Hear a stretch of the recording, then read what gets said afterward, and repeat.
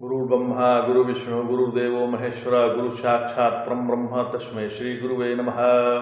ओम नमो ब्रह्म दिव्यो ब्रह्म विद्या संप्रदाय कृभ्यो मंश ऋषिभ्यो मद्भ्यो नमो गुरुभ्यः सर्वोपल्लवरहितः प्रज्ञानघनः प्रकृत्यो ब्रह्मेवामस्मि।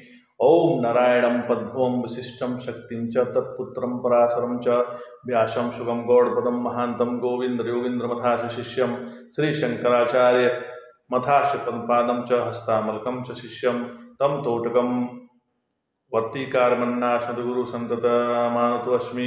श्रुतिस्मृतिपुराणानाम् आलयं करुणालयं नमामि भगवत्पादं शङ्करं लोकशङ्करं शङ्करं शङ्कराचार्यं केशवं बादरायणं सूत्रभाष्यकृतो वन्दे भगवन्तो पुनः पुनः।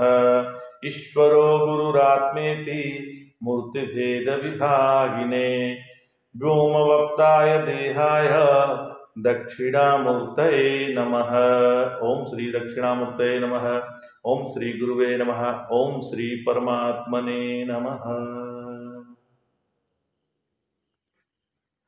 हम लोग गीता के द्वितीय अध्याय पर विचार कर रहे हैं। बहुत ही सूक्ष्म विषय है ये, और इसको जितना हम गहराई से समझेंगे उतना ही हमारे जीवन में अमूल्य परिवर्तन आएगा और हमारे दृष्टि में भी परिवर्तन आएगा। 49वें श्लोक में भगवान ने बुद्धि शब्द का प्रयोग शुरू कर दिया है। पहला उन्होंने कहा बुद्धि योगा धनंजया, दूसरा बोले बुद्धो शरणमन्विच, तीसरा बुद्धि युक्तो, चौथा कर्मजम बुद्धि युक्ता इत्यादि। जब किसी शब्द का प्रयोग बार बार होता है तो उसका महत्व बढ़ जाता है। इसलिए हमको अपना जीवन बुद्धि से मतलब समझदारी से चलाना है। समझदारी क्या है? तो हम जगत में ऐसा कर्म करें जिसके कारण हम अपने द्वारा ही परेशान होना बंद हो जाए। हम अब ऐसा कार्य करते हैं महाराज कि जिससे हम स्वयं अपने आप को फंसा लेते हैं। तो हमको ऐसा कार्य करना है जिससे हम जगत से उपरत हो जाएं, जगत में फंसे नहीं।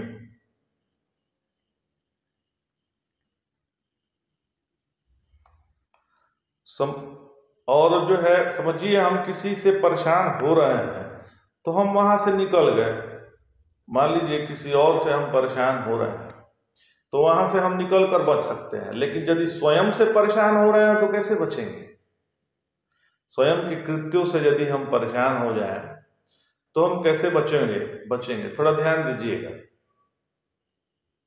कोई आपके पास आया है और उसको आपने कुछ उल्टा सीधा बोल दिया, जैसे कि गाली गलौज कर दिया, तो वो परेशान नहीं होगा।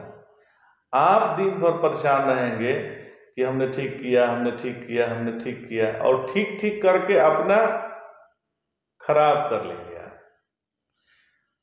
तो यदि मुंह से आप गलत उच्चारण करते हैं तो आप अपने को अपने में ही तौलते रहते हैं कि हमने ठीक किया कि गलत किया, ठीक किया कि गलत किया। और जब ठीक करेंगे तो वो तौलने की जरूरत नहीं पड़ेगी। तो वैसे ही हम ऐसा कर्म करें अपने वाणी से, अपने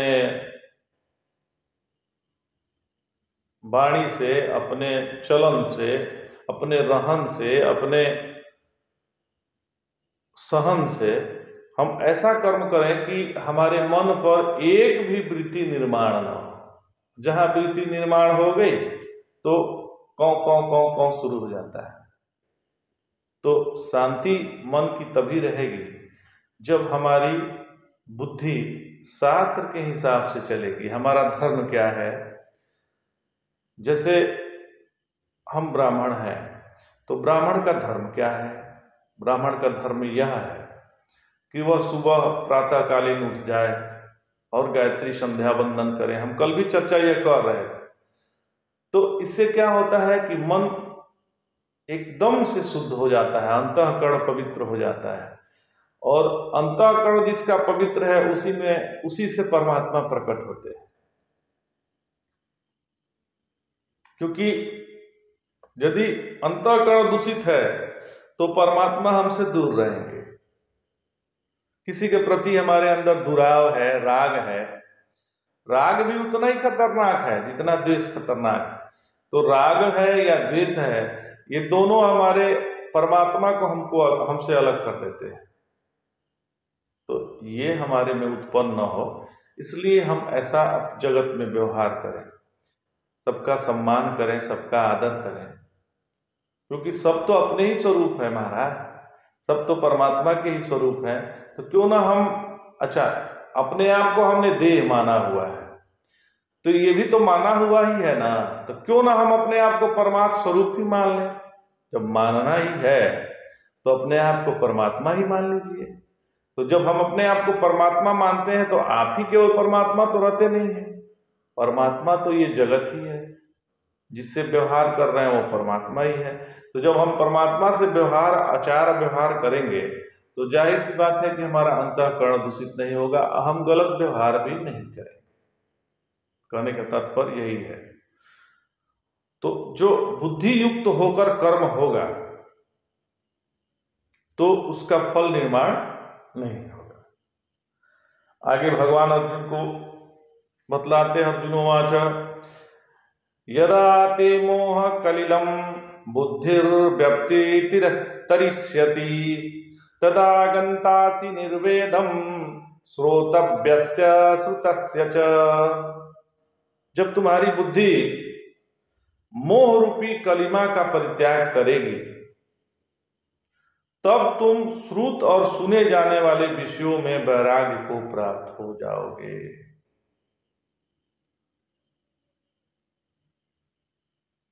इसमें हमने एक गलत कर दी, क्षमा चाहते हैं।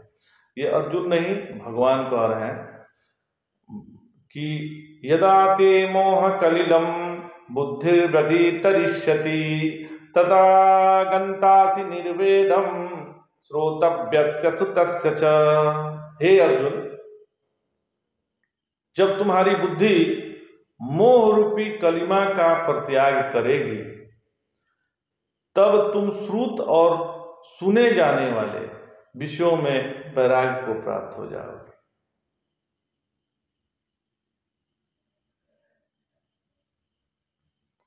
ये बुद्धि जो है ना, मोह से ढकी हुई है।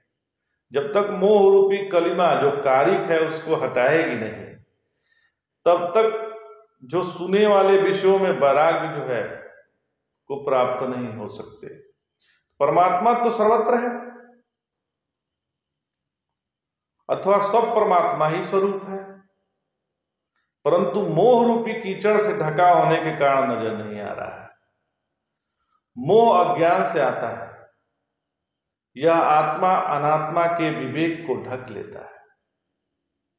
अतः जब सब ओर से वैराग्य हो जाए तो समझे कि मोह की निवृत्ति हो गई। जब तक संसार असत्य, मायिक और तुच्छ प्रतीत न हो अथवा सत असत का विवेक न हो, तब तक मोह ही समझना चाहिए। यह मोह ही कीचड़ है। सबसे वैराग्य हो जाता है, सबसे वैराग्य हो जाता है, फिर भी भोगों का आकर्षण बना रहता है।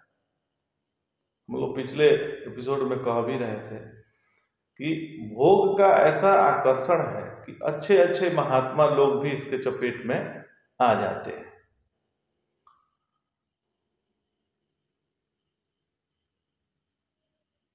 शास्त्रों में हम लोग सुने हैं कि प्रारब्ध तो भोगना ही पड़ता है।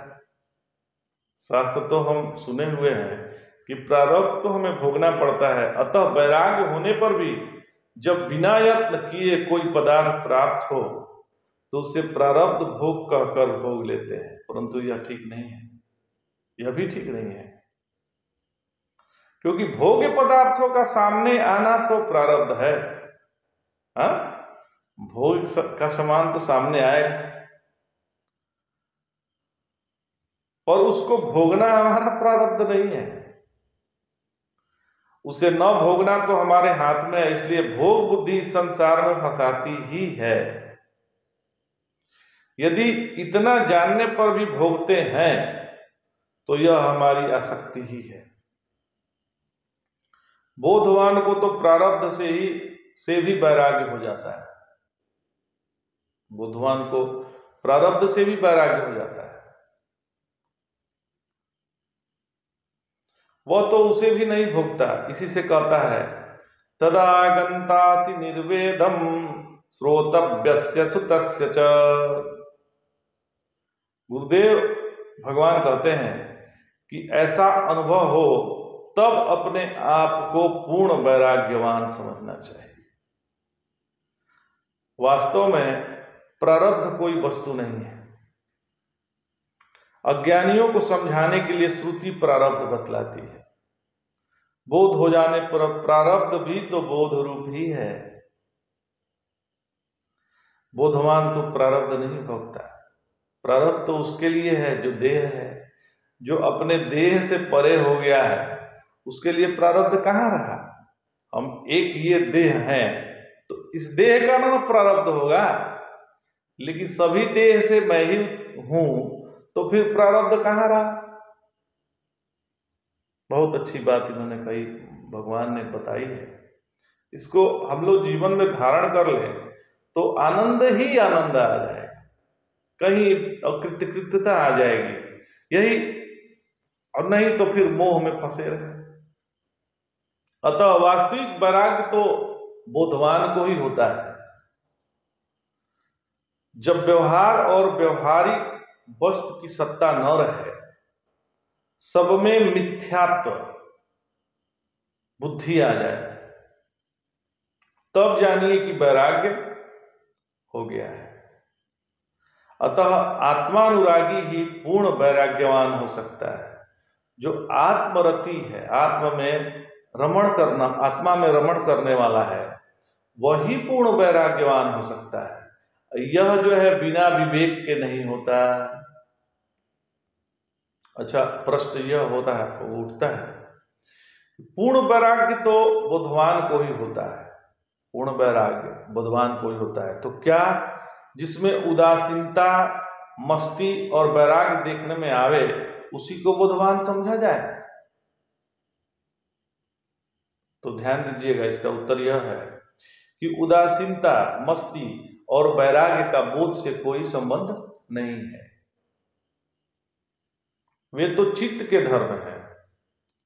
बोध से तो राग द्वेष दोनों ठंडे पड़ जाते हैं, क्योंकि तत्व ज्ञान होने पर किसी भी वस्तु या अवस्था की पृथक सत्ता नहीं रहती है। तत्व ज्ञान होने पे कोई भी जो सामने वस्तु है या अवस्था है, उसकी कोई पृथक सत्ता नहीं, वो तो एक ही है। ऐसी अवस्था में वह राग या वैराग किससे करेगा? राग वृत्ति भक्ति में रहती है और वैराग वृत्ति जिज्ञासु में रहती है। तो राग द्वेष और वैराग से जो विलक्षण वृत्ति है वह शम वृत्ति बुद्धवान में रहती है। राग वृत्ति वैराग से, द्वेष से वृत्ति उपेक्षा से और वैराग वृत्ति शम वृत्ति से निवृत्त होती है। तत्ववेता में शम वृत्ति रहते हुए भी नहीं रहती है। बुद्धवान को किसी में राग नहीं होता, इसलिए उसे वैराग्य भी नहीं होता, उसमें प्रवृत्ति नहीं होती, इसलिए उदासीनता भी नहीं होती। उदासीनता तो उसके लिए है जिसके लिए प्रवृत्ति है। वह अपने को स्वयं ही जानता है। मस्ती में रहना शुद्ध बोध नहीं, मस्ती तो चिदाभास में रहती है। उसे शाभास बोध कहते हैं। मस्ती का कारण प्रसन्नता है और प्रसन्नता सत्व गुण में होती है, तथा बोधवान तो गुणातीत है। उसमें मस्ती, उदासीनता और वैराग्य आदि गुण रूप से नहीं अपितु स्वरूप होकर रहते हैं। इसमें इच्छा नहीं है, इसलिए निरीक्षा भी नहीं, ग्रहण नहीं, इसलिए त्याग भी नहीं, अज्ञान नहीं, इसलिए ज्ञान भी नहीं, क्रिया नहीं इसलिए निष्क्रिय भी नहीं, वह सगुण नहीं इसलिए निर्गुण नहीं, सुख नहीं इसलिए दुख भी नहीं, उसे द्वंद्व नहीं इसलिए निर्द्वंद्व भी नहीं। ये सब चित्त के धर्म है। जितने धर्म बतलाए हैं ये सब चित्त के धर्म है, चित्त के ऊपर है बोधवान। वह तो त्याग स्वरूप ज्ञान स्वरूप है, मस्ती या आनंद निषेध करके होते हैं, ये निर्विकार चित्त में रहते हैं, स्वरूप में नहीं। जिसे ज्ञान में आनंद आता है वह जिज्ञासु है, बोधवान नहीं।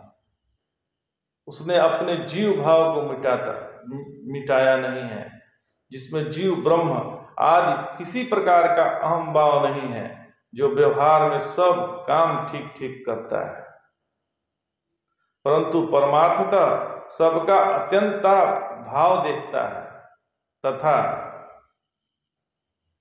जिसकी दृश्य में मिथ्यात्व बुद्धि भी निवृत्त हो गई है, उसे बोधवान समझना चाहिए। जिसके कुछ हुआ कुछ नहीं हुआ, वह दोनों भाव निवृत्त हो गए हैं, वही बोधवान है। बोधवान बनना अत्यंत कठिन है। अच्छा, एक प्रश्न आता है कि बोधवान की स्थिति हो जाने पर भी व्यवहार में वृत्ति आदि से तादात्म्य क्यों हो जाता है? व्यवहार में देखा जाए बोधवान को भी तो वृत्ति से तादात्म्य तो होता ही है। बोधवान को वृत्ति आदि से तादात्म्य कभी नहीं होता है। इसका उत्तर यह है कि बोधवान को वृत्ति आदि से तादात्म्य होता ही नहीं है। उसकी संपूर्ण चेष्टा नाटकवत होती है, वो केवल नाटक करता है। जैसे नाटक का निपुण पात्र राजा मंत्री का अभिनय करते हुए भी स्वयं को राजा मंत्री कभी नहीं मानता। उसी प्रकार बोधवान भी बुद्धि आदि का अत्यंता भाव हुआ सर्वदा अपने को उससे असंग अनुभव करता है। द्वैती, अद्वैती, रागी, विरागी आदि मतांतर आदि उसकी दृष्टि में आकाश में प्रतीत होने वाले बादलों के समान है। जिसे ठीक ठीक ऐसा अनुभव हो रहा है वही ज्ञानी तत्ववेता अथवा पूर्ण है। वास्तव में पूर्ण वही है जो दुख का पहाड़ कूच जाने पर भी अपनी निष्ठा से विचलित नहीं होता, अर्थात किसी की भी सत्ता नहीं देखता। अच्छा, एक प्रश्न लोग इसमें उठता है, पूछ भी देते हैं कि त्याग, वैराग्य और उपरति में क्या भेद है? तो इसका उत्तर यह है कि विषय को सामने न आने देना त्याग है। विषय समान रहते हुए भी उससे प्रेम न होना वैराग्य है, और वस्तु सामने रहते हुए भी उसमें न भोग बुद्धि हो और न द्वेष हो, वह उपरति है। तो वैराग्य कितने प्रकार का होता है? इसका उत्तर यह है कि आजकल तो ओस वैराग्य होता है। जैसे रात में ओस पड़ी, सुबह जो है ओस खत्म हो गई, प्रातः काल देखते ही तो घासों पर मोती की तरह ओस दिखाई देता है ना। आजकल तो वैसे भी ठंडा का मौसम आ गया, तो सुबह उठेंगे तो अपने पौधे वगैरह पर देखेंगे तो उस पे ओस की बूंदें रहती हैं। तो जैसे सूर्योदय होता है, सूर्य का जब तीव्र प्रकाश उस पर पड़ता है तो वह गर्मी से न जाने कहां गायब हो जाते हैं। इसी प्रकार कुछ लोग वैराग्य के तरंग आने पर घर छोड़कर चल देते हैं, परंतु 2-4 दिन में सर्दी से ठिठुर जाने के कारण या समय से भिक्षा न मिलने के कारण उनका वैराग्य ठंडा पड़ जाता है। सामान्यतया गुण भेद से वैराग्य 3 प्रकार का होता है। पहला, जो वैराग्य संसार से ग्लानि और भगवान से प्रेम से होता है वह सात्विक वैराग्य कहलाता है। जो प्रसिद्धि या प्रतिष्ठा की दृष्टि से विरक्त होता है वह राजस वैराग्य है। प्रतिष्ठा में ठेस पहुंच गई तो वैराग्य हो गया, तो ये राजस वैराग्य है, ये ठहरता ये भी नहीं है। और जो तीसरा है, जो सबको नीची दृष्टि से देखता है सबको अपने को ऊंचा देखेगा, सबको नीची दृष्टि से देखेगा और अपने को बड़ा समझता है, वह तामस वैराग्य है। ये भी नहीं ठहरता है। योग दर्शन में पर और अपर भेद से दो वैराग्य बतलाए गए हैं। उसमें से अपर वैराग्य 4 प्रकार का है। यतमान वैराग्य, जिसमें विषयों को छोड़ने का प्रयत्न होता है पर छोड़ नहीं पाता है, वह है यतमान वैराग्य। और व्यतिरेक वैराग्य है शब्दादि विषयों में से कुछ का तो राग हट गया किंतु कुछ का नहीं हटा, तो इसे व्यतिरेक वैराग्य समझना चाहिए। और एक होता है तीसरा एकेंद्रीय वैराग्य। मन ही एक इंद्रिय है, जब इंद्रिय का आकर्षण तो न रहे किंतु मन में उनका चिंतन हो, तब एकेंद्रीय वैराग्य होता है। इस अवस्था में प्रतिज्ञा के बल पर ही मन और इंद्रिय का निग्रह होता है। चौथा होता है वशीकार वैराग्य। वशीकार वैराग्य होने पर मन और इंद्रिय अपने अधीन हो जाती है और अनेक प्रकार के चमत्कार भी होने लगते हैं। यह अपर वैराग्य है। तो पर वैराग्य क्या है?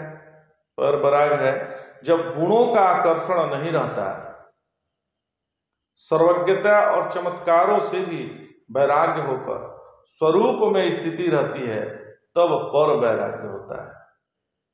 अथवा एकाग्रता से जो सुख होता है उनको भी त्याग देना, गुणातीत हो जाना ही पर वैराग्य है। ठीक है। इसके अलावा वैराग्य के 2 भेद और है। देह से वैराग्य और गेह से वैराग्य। शरीर से वैराग्य होना प्रथम कोटि का वैराग्य है तथा अहंता और ममता से ऊपर उठ जाना दूसरे प्रकार का वैराग्य है। लोगों को घर से वैराग्य हो जाना तो आसान है, और शरीर से वैराग्य हो जाना तो बहुत ही कठिन है। इससे भी कठिन है शरीर का अत्यंता भाव अनुभव करना। यह तो सदगुरु की कृपा से किन्हीं किन्हीं को ही होता है। यह अध्यात्म भाव जो निवृत्ति है, वह बिना गुरु की कृपा से संभव नहीं है। और वो जितने वैराग्यवान है उनमें किसी किसी को ही होता है। भगवान 52वें श्लोक में अर्जुन से कहते हैं कि हे अर्जुन, तुमने इतना सुनकर रखा है जिससे तुम्हारे बुद्धि में मोह, कलील मतलब कीचड़, मतलब तुम्हारी बुद्धि में मोह रूपी कीचड़ भर गया है। इसी मोह रूपी कीचड़ में हम भी फंसे हैं। कैसे फंसे हैं? तो गंगा जी गए तो गंगादास, यमुना जी गए तो यमुनादास, और घर आए तो देवदास। कहीं एक जगह स्थिर नहीं है और इतनी बातें सुन ली है कि उसका तात्पर्य निर्णय नहीं कर सकते। एक लोग स्वामी जी से प्रश्न पूछ दिए कि स्वामी जी, भागवत महापुराण में आता है कि राजा परीक्षित को तक्षक सर्प ने डस लिया तो जिससे उनकी मृत्यु हो गई, और देवी भागवत में आता है कि वह सुरक्षित घर चले गए। तो इन दोनों की सच्चाई क्या है सो कहिए। तो स्वामी जी ने कहा कि इन दोनों में सच तुम हो। तात्पर्य निर्णय क्या है? यदि दोनों को ले लिए जाए तो समझदारी के साथ तो यही कि तुम ही सत्य हो। यह पाप पुण्य, धर्म अधर्म, स्वर्ग नरक आदि बताने का तात्पर्य क्या है? ये जो लोग हम लोग कहते हैं कि पाप है, पुण्य है, धर्म है, अधर्म है, स्वर्ग है, नरक है, यह सब कहने का तात्पर्य क्या है?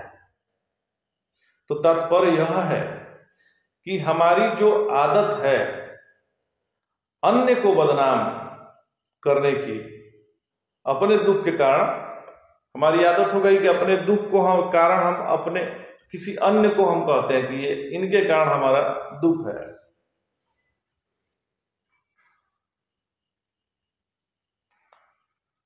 ये दोनों विचार और विकार, अच्छा, अन्य जो बदनाम करने की हमारी सुख दुख के लिए, उसको छुड़वाना है। मतलब हमारी जो आदत हो गई है कि हमारा दुख का कारण अन्य है, इसको छुड़वाने के लिए भगवान ऐसा कह रहे हैं। विचार ऐसा करिए कि हम अपने विचारों में उलझे नहीं, सुलझ जाए। विचार और विकार दोनों एक जैसे हैं। काम क्रोध मद मात्सर्य यह विकार है, श्रवण मनन चिंतन यह विचार है। विकारों को विचारों द्वारा ही सुलझाया जा सकता है। हमें पहले यह देखना है कि हम अपना जीवन विकारों से ग्रसित होकर चला रहे हैं या विचारों से द्वारा सूझबूझ से चला रहे हैं। केवल मन में विचार आना, इसका अर्थ यह कदापि नहीं है कि हम विचारवान हैं। जैसे केवल पेड़ होना मतलब बगीचा नहीं हो सकता, जंगल भी हो सकता है।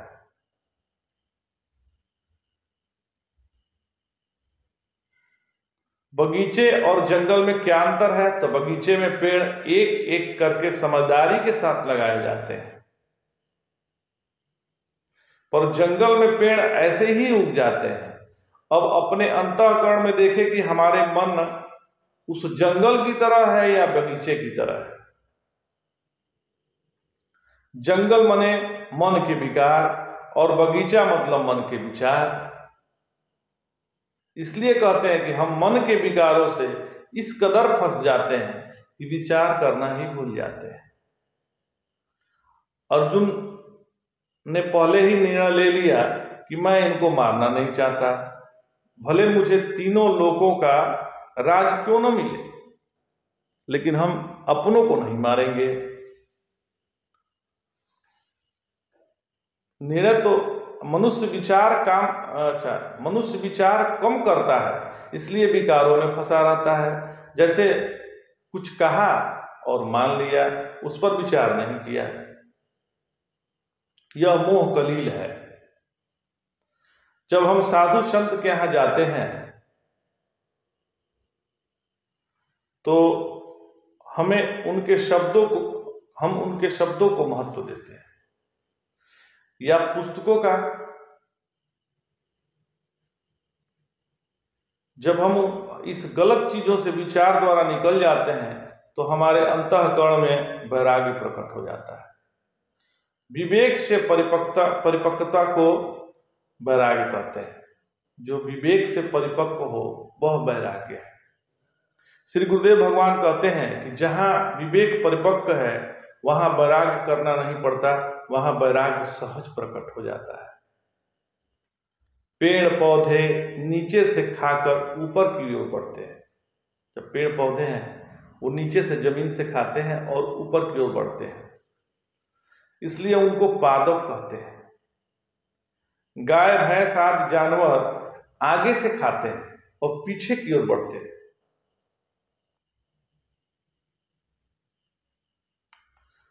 इसलिए उन्हें तिर्यक कहा जाता है। और मनुष्य ऊपर से खाकर नीचे की तरफ बढ़ता है। अब इसके बाद क्या, मनुष्य देह में आकर के अब हमारे लिए एक ही मार्ग है, वह यह है कि अध्यात्म की, क्योंकि इसके पहले सब मार्ग पर चल चुके हैं। अध्यात्म के अलावा कुछ भी अवशेष नहीं है। समझ गए महाराज? मुमुक्षु के ज्ञान योग की सिद्धि का मुख्य कारण बाहर से उपलब्ध होना ही है, ऐसा निरूपण कर भगवान अब ज्ञान योग की सिद्धि का प्रकार अगले श्लोक में बता रहे हैं। ज्ञान योग कैसे सिद्ध हो, तो बोल रहे हैं, श्रुति विप्रतिपन्ना ते यदा स्थास्यति निश्चला समाधावचला बुद्धिस्तदा योगमवाप्यसि। श्रुतियों से विप्रतिपन्न संदिग्ध तुम्हारा बुद्धि जब निश्चल होकर परम ब्रह्म में दृढ़ होगी, तब तुम प्रज्ञास्थैर्य रूप योग को प्राप्त होगे।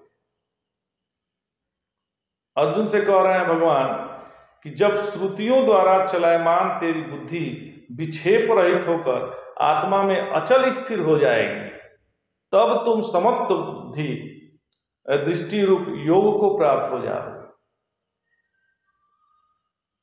यहां निषेध को ही सिद्धांत बतलाया गया है। शास्त्रों में कहीं भक्ति की प्रशंसा की गई है, तो कहीं उपासना और ज्ञान की हुई है, कहीं सगुण की प्रशंसा की गई है, तो कहीं निर्गुण ब्रह्म की, कहीं वैराग की, धर्म या नित्य की प्रशंसा है। इन सब सुने हुए विषयों से वैराग्य होने पर बुद्धि आत्मा में स्थित होती है। तब बोध होने पर संशय नहीं रहता, और यह ठीक है या वह ठीक है जैसे स्वप्न के पदार्थ सत्य और असत्य दो प्रकार के नहीं हो सकते, इसी प्रकार दृश्य पदार्थ, दृश्य जो पदार्थ है, दृश्य पदार्थ तो व्यवहार सत्ता में तो ठीक है, परंतु परमार्थ सत्ता में एक आत्म तत्व के अलावा कभी कुछ हुआ ही नहीं। यह अकाट्य सिद्धांत है। जब ऐसा निश्चय हो जाए कि देह, इंद्रिय, प्राण, मन, विराट, हिरण्यगर्भ, ईश्वर और अव्यक्त, इन आठों में मैं विलक्षण हूं, इनमें मेरा कोई संबंध नहीं है, ये मुझसे अध्यस्त हैं, तब समझना चाहिए कि मुझे योग प्राप्त हुआ है। शास्त्रों का अध्ययन कभी अपने मर्जी से नहीं करना चाहिए, क्योंकि शब्द है, मनन पठन नहीं। पुस्तक का ज्ञान श्रवण से मस्तक में गया, फिर उसको महात्मा लोग मथते हैं, मतलब ज्ञान निर्मथनाभ्यास, मंथन मने मनन द्वारा उसको समझते हैं। मंथन करने के बाद वह ज्ञान जब परिपक्व हो गया तो फिर वह ज्ञान दिमाग में नहीं रहता, वह हृदय में आ जाता है। जब वह ज्ञान हृदय में उतरता है तो वहां कहलाता है रसो वैशः, रस वायलब्धा दंति भवति। फिर वह ज्ञान आनंद के रूप में संतों के हृदय में आता है, फिर वही आनंद रूपी ज्ञान उनके हाथों से बटने लगता है। मतलब पुस्तक का जो ज्ञान है वो मस्तक में आया, फिर उसको मथा गया, किसके द्वारा? संतों के द्वारा। फिर वह ज्ञान जब अपने में उतरता है तो फिर वह बटने लगता है। पुस्तक जड़ है और हम भी जड़ हैं। जब हम पुस्तक का अध्ययन करेंगे तो कुछ नहीं मिलेगा, क्योंकि जड़ से क्या मिलेगा? कुछ नहीं मिलेगा। अब ध्यान दीजिएगा, खाना हमने खाया और वह ठीक से पच गया तो वह मुख से बाहर नहीं आएगा। अपच नहीं हुआ तो वह मुख से बाहर नहीं आएगा। खाना खाया और पचा नहीं तो उल्टी हो गई। चाहे दुनिया की भी बातें हों, यदि पचती नहीं तो उल्टी हो जाती है, फिर हम बकबकाने लगते हैं। इसी प्रकार से शास्त्रों की बातें हमने अध्ययन किया, श्रवण किया, और यदि वह हमें पच गई है तो अपने मुख से बाहर नहीं आएगी। साधक के जीवन में साधक के जीवन में ज्यादा आदर होना यह एक बहुत बड़ा विघ्न है। यदि साधक को कोई आदर मिलने लगा तो उसके अपनी साधना में बाधा हो जाती है। जहां गए वहां लोग उनके दर्शन करने के लिए आने लगे, तो इसके लिए ये समझिए कि आपकी साधना बाधा पूर्ण शुरू हो गई। जो हमारा दोष दिखलाता है वो हमारा हितैषी है। तारीफ करने वाले हजारों मिल जाएंगे, तारीफ करने वाले तो बहुत मिल जाते हैं, पर अपनी गलतियों को बताने वाला कम मिलते हैं। सही में वही हमारा असली हितैषी है। जब हमें अपने स्वरूप का भान होता है तो हमारी बुद्धि बहिर्मुखी से वापस आकर अंतर्मुखी होने लगती है। जब हम अपने स्वरूप में स्थित हो जाते हैं तो उसे कहते हैं योग। हम अपने स्वरूप में वापस आना महर्षि पतंजलि कहते हैं। महर्षि पतंजलि कह रहे हैं तदा दृष्टहु स्वरूपे अवस्थानम, तब हम अपने स्वरूप में अवस्थित हो जाते हैं। हम कर्म क्यों करते हैं? हमें कुछ पाना है या मन को शुद्ध करना है। भगवान कहते हैं योगिनः कर्म कुर्वन्तु संगम त्यक्त्वा आत्मबुद्धये। योगिनः कर्म कुर्वन्ति संगम त्यक्त्वा आत्मशुद्धये। तो मन को शुद्ध करने के लिए कर्म करना है। योग किस लिए करते हैं? तो मन में समत्व को प्रतिष्ठित करने के लिए योगाभ्यास करते हैं। और समत्व कब प्रतिष्ठित होगा? जब हम सब में अपने आप को देखेंगे तब। फिर हम भक्ति किस लिए करते हैं महाराज? उपासना किस लिए करते हैं? तो हम भक्ति या उपासना इसलिए करते हैं कि हमारे पास कुछ आदर्श रहे, तब जाकर हम बहिर्मुखता से उपरत होकर अपने स्वरूप में लगेंगे। अच्छा, ज्ञान का क्या प्रयोजन है? तो अपनी गलत धारणाओं को बदलकर नई धारणाओं का निर्माण नहीं करना है। हम अपनी गलत धारणाओं को तो छोड़ दें, पर अब नई धारणा निर्माण ना हो। बाकी जगह में धारणाओं का निर्माण होती है। पहले मैं धर्म को नहीं मानता था, अब मानता हूं। योग में पहले मैं भोगी था, अब योगी हूं। अब कर्म में क्या कहते हैं? पहले मैं चोरी करता था, अब मैं चोरी नहीं करता। उपासना में पहले मैं हनुमान जी का करता था, अब कन्हैया का करता हूं। एक धारणा को बदल करके दूसरे धारणा कर ली। 4 धारणा में हम फंसे हैं। क्या? तो पहले तो अपने बारे में कि हम कौन हैं, फिर जगत के बारे में कि जगत क्या है, और तीसरा ईश्वर के बारे में कि ईश्वर कौन है, और साधना के बारे में चौथा, यानी आध्यात्मिक साधना के बारे में। फिर साधना किसे कहते हैं? तो भगवान 15वें अध्याय के 5वें श्लोक में बड़ी सुंदर बतलाए हैं। क्या कहे हैं? कर्म करिए अंतःकरण को शुद्ध करने के लिए, उपासना करिए मन को एकाग्र करने के लिए, योग करिए मन को समत्व में प्रतिष्ठित करने के लिए, तब ज्ञान की बारी आती है। अपनी गलत धारणाओं को अस्वीकार कर नई धारणाओं का निर्माण नहीं करना, यही ज्ञान है।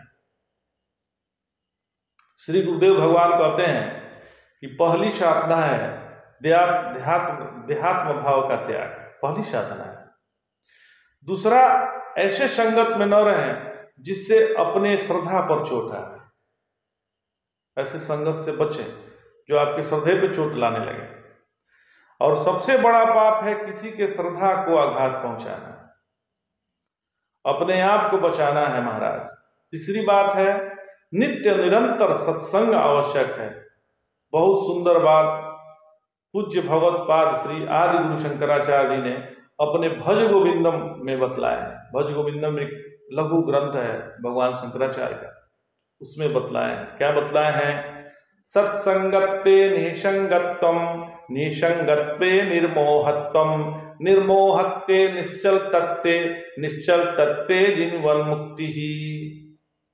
चाहे आप कुछ भी करें न करें, पर यदि सत्संग नित्य निरंतर नहीं किया तो यह जीवन व्यर्थ हो गया महाराज।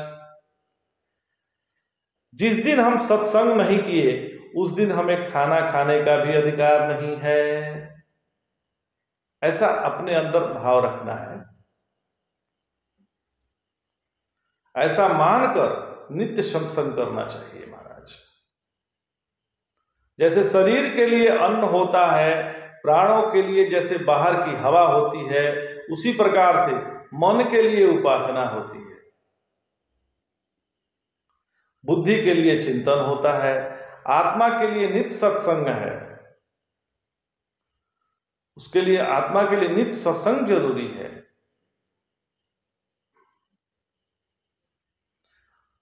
उसके लिए अपने मन का सदैव ध्यान रखना है कि क्या हो रहा है मन में विक्षेप तो नहीं आ रहा है।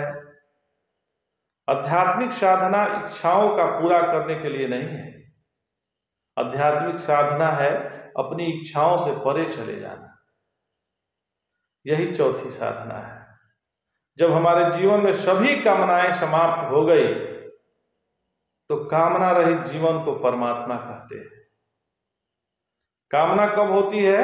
तो अपने को परिच्छिन्न मानना और जगत को प्रत्यक्ष मानना। अपनी परिच्छिन्नता और जगत की प्रत्यक्षता, ये दोनों का त्याग हो जाए तो कामना का जन्म नहीं होता। समझ गए भगवान? जय जय शंकर, हर हर शंकर। अच्छा, विदा लेते हैं। महादेव।